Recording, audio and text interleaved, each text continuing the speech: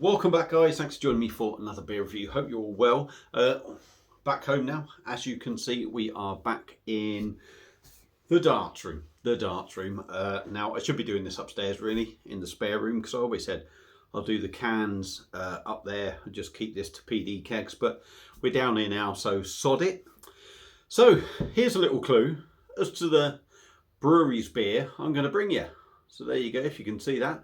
Purple Mousse. It's another one that I picked up from Purple Mousse while I was away in Carnarvon. We're going to use their glass. Now, this glass isn't ideal probably for this style of beer, but we're going to use it anyway. So the beer we are looking at is one that I'm certain I sent out to Scott and Wonders World many moons ago, and then I think they were named something different before then. Then it was Scott and Wonders World, and now it's Scott Reviews Things. And this is a can of chocolate mousse. It's a chocolate and vanilla stout, like I say, from Purple Mousse, coming in at 5.6% in a 440ml can. Now, I think when I sent it away, it was 4.5% in a 330ml bottle.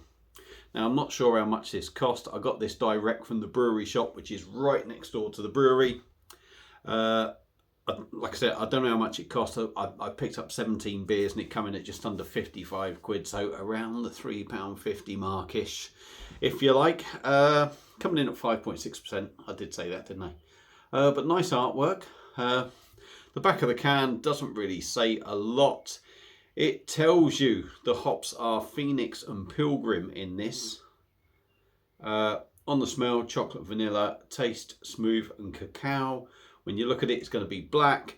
It's quite chilled because it has been in the shed, well, since I got home yesterday. So it's been in a box sort of outside, if you like. So it is quite chilled, but it's probably at about 8 degrees, something like that, I'm going to guess. So, like I say, it's going in there. Not really the right glass, but we will have a go. So let's get it cracked open and see what we get. They do some really good beers, Purple Mousse. More of a traditional brewery, but they are sort of going down the craft route, if you like.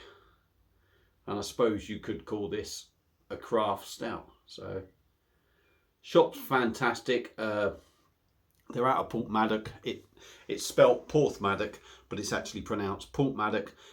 Get in there, go and have a look. They got beers from every sort of Welsh brewery going. To be fair, I was quite surprised when I went there. That is why I happened to spend so much. There is a little bit left in the can. It's a beer in a glass. Now, it said black. That is far from black to me. I'm looking at that. Certainly at the bottom, holding it up against the light. That is far from black. A lot of light coming through. It's more of a chestnut sort of colour. Not seeing any carbonation go up. Not from my eyes. And we've got just short of a nice compact sort of fluffy tan head. So there we go. Beer looks good. That's the main thing. So let's dive in on the nose. First of all, I'm going to say C, black. No, not black. Right, let's dive in with the nose and see if we get chocolate and vanilla. Oh, wow, that chocolate is. That is a lovely, lovely milky chocolate. Smells beautiful.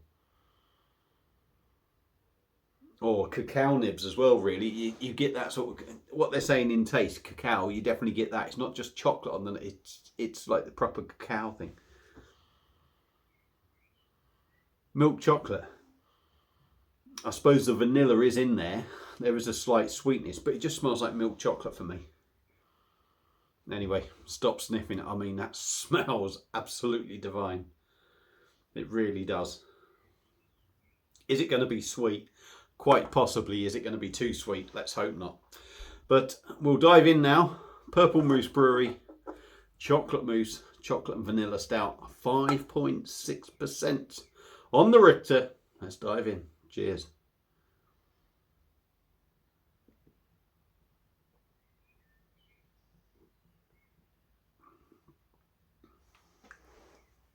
Cool.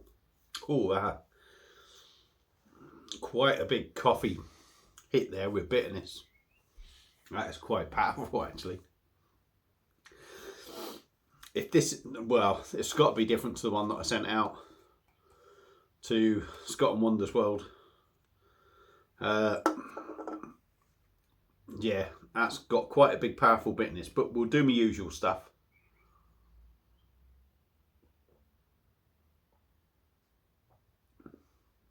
For me, 5.6%. I'm not going to say it's thin.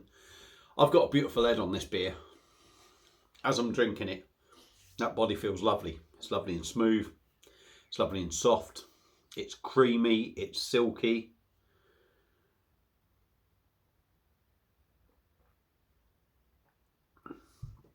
Carbonation is minimal, but there and needed. It is needed. And it certainly doesn't do the beer any harm.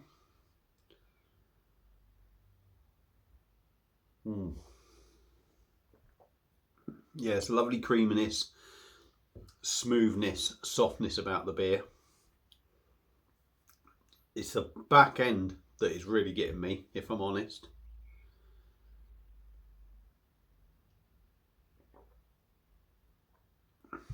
On the taste, malty, roasty, typical stout sort of flavours.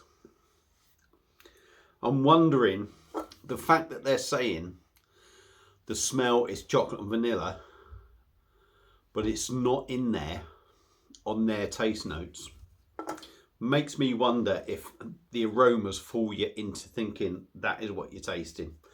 Because as soon as you drink it, certainly that milky chocolate is there.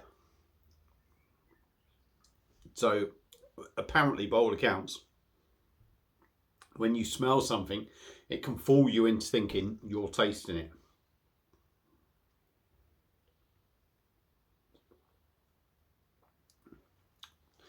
And yeah, thinking about it like that, you get it on the nose, but you don't get it in the taste. It's roasty, it's malty, it's typical coffee. It's almost like a burnt coffee sort of taste, I'm finding. As that goes on, I think it's nice and I like it, but it leaves you with a very sort of bitter coffee back end, which me personally, I find that a little bit overpowering. And I think, you know, they're saying chocolate mousse and they're saying it on the nose, the chocolate and vanilla on the nose. I think you need that on the nose to try and fool the brain to take away from that coffee bitterness for me. Lovely to start. While your nose is in there, you're getting all the sweetness from the aroma, and it's fooling your brain for me. As soon as your mouth comes out of that glass,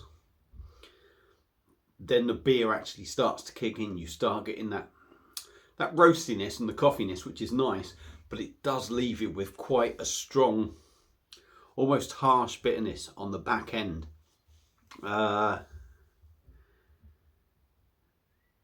This could be one that comes down to personal taste. 5.6%. It drinks really well, to be honest. It does go down easy. 5.6%, you wouldn't think that.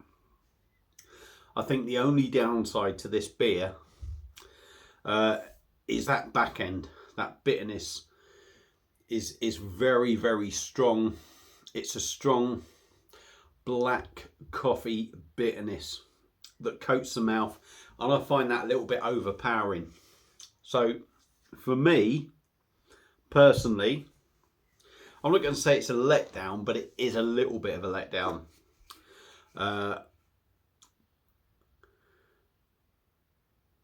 little bit of sweetness in there, in the taste, would have been a little bit nice. A little bit of sweetness, maybe a little bit less bitterness.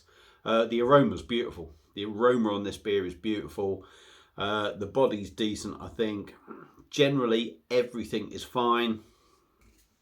But that bitterness on the back end, I just find a little bit too overpowering. So, I mean, I guess it depends on if you're a massive, massive coffee, ooh, pardon me, coffee fan. Sorry, this is about the 6th pint I've had, so there's a bit of gas coming back up, and I had a big meal down at Stonehouse. But I guess it comes down to whether you're a big coffee fan. I like coffee, but I only like 1 or 2 a day. Some people just drink and drink coffee. They like black coffee.